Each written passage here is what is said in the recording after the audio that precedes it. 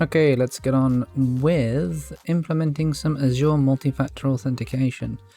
So first of all, I'm going to pop into my Azure Active Directory down here, and we're going to go over to our Manage pane and drop into Licenses, because what I want to do is I want to go and activate a free trial of all of our products, and just to make sure that we actually have here some in our environment for Enterprise Mobility and Security E5, some Office 365 and some Windows 10 11, but I want to go to try and buy, and I want to make sure that I have Azure Active Directory Premium P2 turned on for this subscription.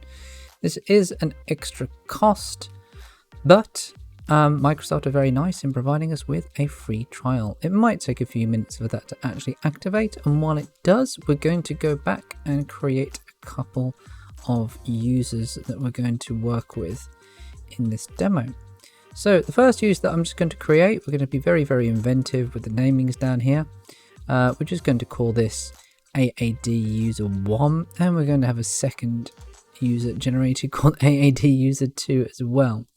We'll just make sure to auto generate this password and grab the password for that user, because we might need to log in with that user later on. So let's go grab this notepad over here and drop in AAD user 1 has got that password. This user is going to be a member of the role of global administrator. So we're going to give this user God tier roles. Come down here, global administrator, let's get that in. And then we'll just put his usage location as United States. Because if you don't give a usage location here, this here is very important. If you don't do that, your multi-factor authentication is not going to work. They should really put a little star down there, but they don't. Let's go down into job titles. We don't need any of this information, because this is just AAD user 1. I'm going to pop up a second user here, and this user is not going to be a global administrator, but this is going to be AAD user 2.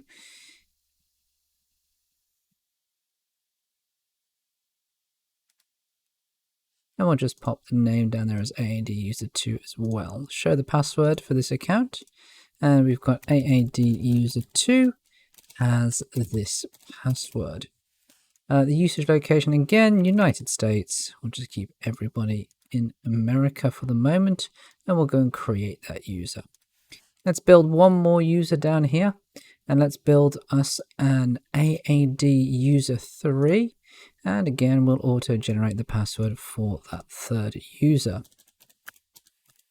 AAD user 3. We could do this with some PowerShell scripts, but we're just going to do it the easy way here at the moment, to create these 3 users. If I was doing, say, 20, 30, 50 users down here, of course, I go through and build some form of PowerShell script that will assist us in that. So I have my 3 users down here, AAD user 1, 2, and 3, nicely created. And we can go and assign some licenses to these users. So let's just go make sure that each user on this blade has a premium license or a premium P2 license. So let's drop in here. AAD user 1 doesn't have any license assigned to them, so we'll just assign this user an Active Directory Premium P2 license, so we can make use of all the features we'll need later on in our demo. Remember, these P2 licenses will cost money, and they will cost money for each user. So let's do this for each AAD user down here, number 1, number 2, and number 3, and make sure they each have a premium P2 license. Again, if you had hundreds of users to do this for, the easiest way of doing it is via a brief PowerShell script, just to assign that to each user.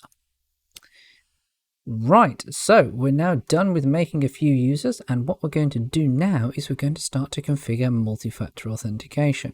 So let's drop back into Azure Active Directory down here, and underneath the management pane, what we're going to do is we're going to pop into security. Don't worry, it's not just you, hardly anybody else can find anything in Azure anyway. And when you do find something, Microsoft will move the thing So let's go into manage down here and let's go into multi-factor authentication. And what we're going to do is we're going to configure additional cloud-based authentication settings.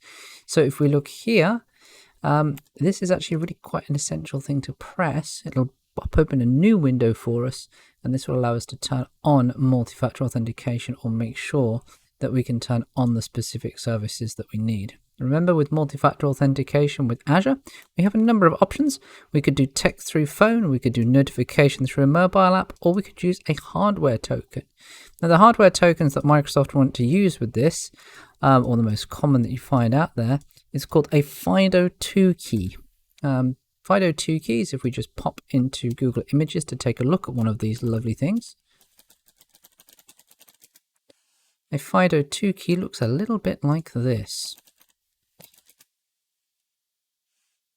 Oh, let's do FIDO2 key.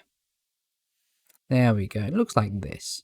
A FIDO2 key, this thing is actually a keyboard, technically. I mean, this is a UB key, but you press that button, you plug it in via USB, and it spits out a unique code. So instead of having to read a 6-digit code, this is your hardware authentication token that's pushing out your codes. And these hardware tokens are fully compatible with Azure multi-factor authentication. So what we need to do here is we need to pop into users and we need to start to turn on multi-factor authentication for our users.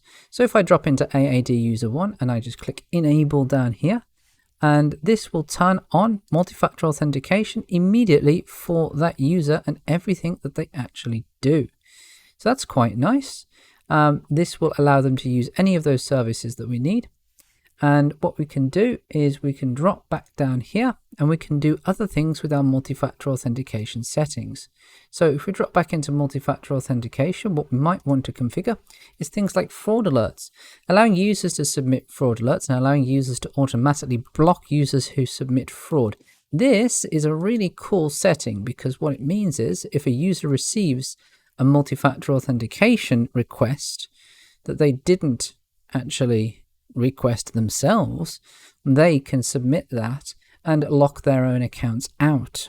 Of course, if you're going to use a setting like this, you want to get your users educated to use these things and educated for what they actually do. That's always going to be the biggest problem, is educating the squishy thing behind the keyboard, but it's something we have to do. So what we're going to do is we're also going to have a quick look at something else. If we just drop into Conceptual security down here and we drop back into the properties of Azure Active Directory, there is this other tiny option listed down here called Manage Security Defaults. Now, if we click on Manage Security Defaults, we can turn this on if we really want to. Be very, very careful about enabling security defaults here without RTFM or reading the flipping manual. Because what this is going to do is it's going to change a bunch of settings in your environment without your consent. Well, it's with your consent because you are clicking the yes button and they're assuming you have read the manual here for what is being changed. Be aware, if this is a new environment and nobody is created in here, then this is probably okay to tick. But if this is an existing environment, one that you have people enabled on, be very, very careful with that because you can really mess up your day. So what we're going to do is going to validate this MFA configuration. We're going to pop a new in private browser window over here, and we're actually going to attempt to go and log in with AAD user 1 and actually see what this system looks like. So if I drop into my Azure portal, remember this user account is actually going to be a global admin. Why is it going to be a global admin? Because we gave it global admin. So let's just make sure we've got the right domain down here as we're typing that in. That's m365x9859014.onmicrosoft.com. This is just a test domain or a test tenant, allowing us to actually work with an existing account with some trials on top of it.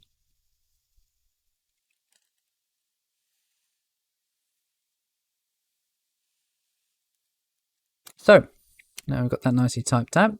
We're going to drop in here with our existing password. Remember, we already kept that password because this is the first time this user is actually logging on. Notice it's requesting more information is required. Your organization needs more information to keep your account secure. This is the MFA setting. If you decide to turn on MFA for your environment, you have to tell your users that this is being turned on, because the next time they log in, they're going to be prompted with this window or this entry to say, hey, you need to start configuring this and start by setting up the actual app. If you turn this on for hundreds of people, you're going to get a lot of phone calls to your service desk very, very quickly. I'm going to use a different authentication method here, though. I'm going to use a very quick phone authentication method. I'm going to just pop in my own phone number here. I'm going to hide this in a moment, so you won't be able to see it. And this is going to text me a code. So this is just going to send me a brief SMS message and get me to enter a code. So let's just come through 031601 and click next on that. This actually confirms that phone number to be used as multi-factor authentication for this user to log on. Very quick, very straightforward. It's going to also prompt me to change my password though, because this is the first time this account is logged on, and that was only a temporary password that we created to start with. So let's pop in that current password, and let's go and pop in a new password for that user, a nice long secure one with a bunch of special symbols.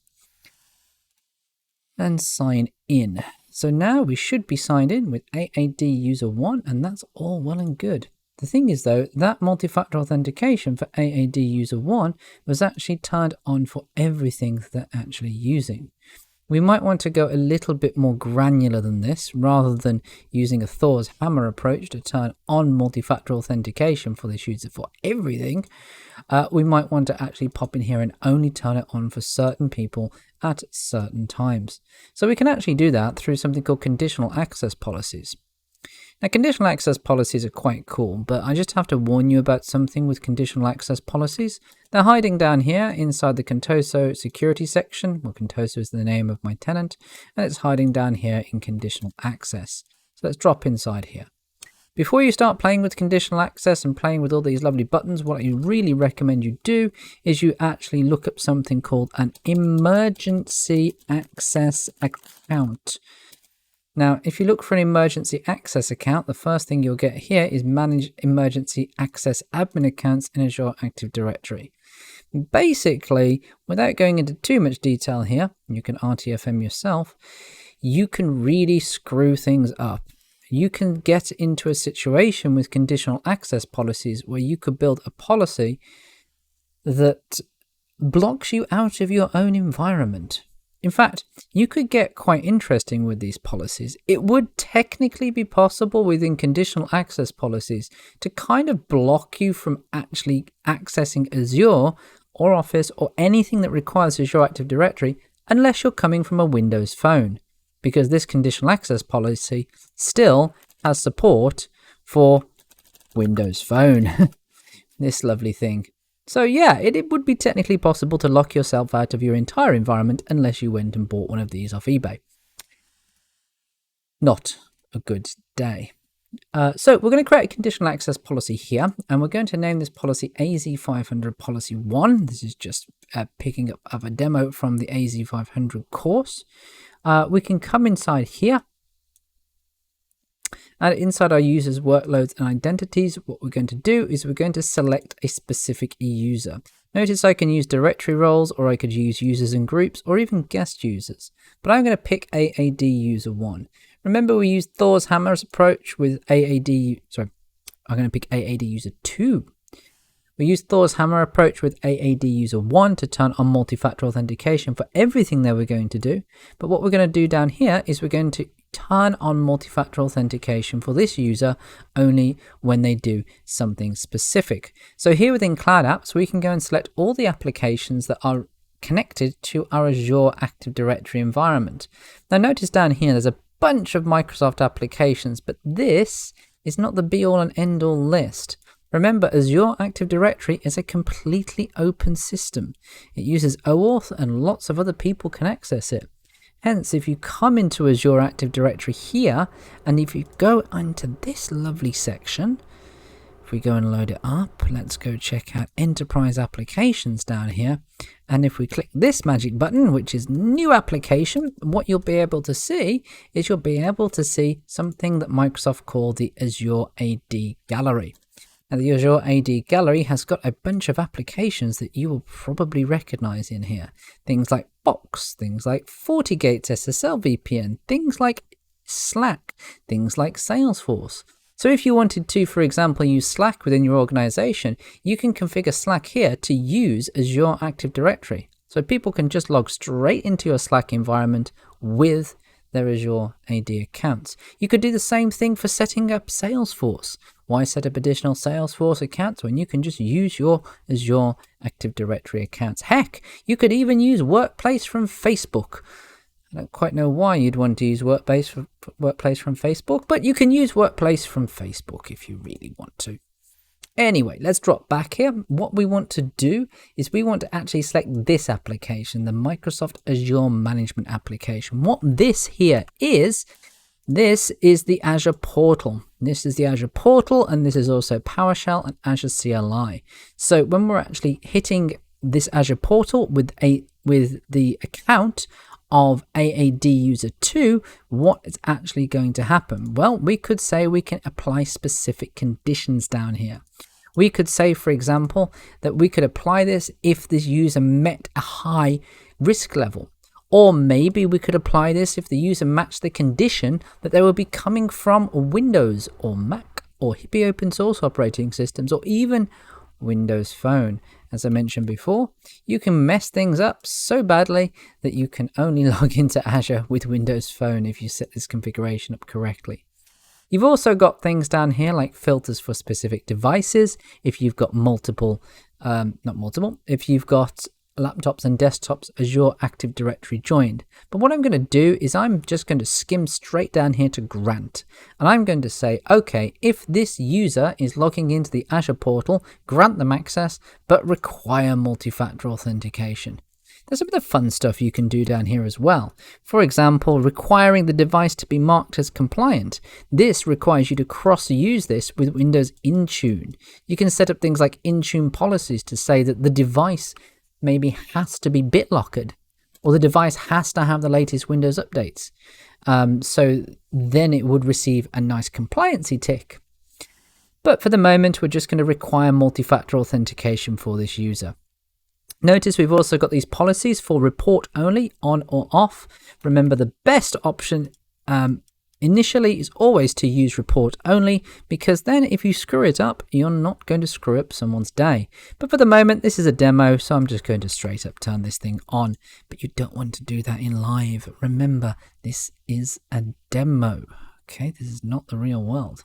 So let's go and test that conditional access policy down here, and we'll just pop up again a new in-private browser window. In fact, I'm going to use an in-private browser window in Google Chrome, or in fact, I can just launch Google Chrome. I haven't launched it yet on this VM. Let's bounce that Google Chrome up here, and let's drop into portal.azure.com, making sure it's a nice separate environment to work with, and we will go and drop in this user account, AAD user 2, and if we go and grab AAD user 2's account here, or account password, we'll pop that in, sign in, and what it's going to do is the same thing as before. Look at that. More information is required. What it really should say is, I need to configure MFA. I need you to do something for MFA to actually work. Sometimes I think Microsoft need to pop in a little bit more information to make your life a little bit easier. So just like before, we're going to get exactly the same window as we got with AAD user 1, and we're going to go and set up a different method here, and I'm going to choose the phone. Of course, if I had an application installed on my phone, the Authenticator app, I could use that. But I'm being cheap and cheerful, or quick and cheerful, just by here typing in my personal phone number and waiting for a text message to come through, making for a very quick and easy demo here. I could set this up for things like FIDO2 security keys if I wanted to, but I don't have one of those available to me at the moment. So that's nicely set up and verified. We can see that we have now used conditional access to enable multi-factor authentication for AAD user 2. Of course, we're going to need to update their password because they were logging in for the very, very first time there as well. You'll need to make sure that you are informing your users of all of this stuff before they kind of join the company. So what we're going to do now as well is we're going to drop in very quickly to Active Directory Identity Protection down here. And within Identity Protection, we're going to set up another little bit of magic here. So we'll drop into the security pane again underneath Active Directory, and we'll drop into Identity Protection down here. So underneath this identity protection, we can see a few different things. We can actually see that I've actually got new risky users. I've got one detected down here too. So if I just drop in here, we can see on this risky users, it's not popping up. So let's go drop in here into risky users again. Risk state of all. There we go. There's the MOD administrator. There was one risky sign in here that was remediated because a user performed a secured password reset on the 11th of the 11th at 10:48 a.m. We just had one small risky sign in down here that was automatically done. We could go and dismiss that user risk if we wanted to, or confirm the user is compromised from here and lock out that account. So if we go to configure the user risk remediation policy up here, we can go and decide how we want our users to, be automatically remediated or remediated based on their risk. So we're going to make sure this is selected for all users, and on the users blade, what we're actually going to do is we're going to make sure to exclude certain people from this. If you want to exclude certain people from here, we're going to select my user account, my MOD administrator account. This is part of what would be those emergency access accounts, making sure to create some form of administrator account in here that is excluded from policies so you cannot accidentally lock yourself out. If we go in here on the user risk down here, if we select this user risk for low and above, and then we go into access and change that to allow access but require password change. This is probably not the best setting to actually turn on, primarily because with low and above, it means that every user that signs in with a low risk is going to be forced to change their password.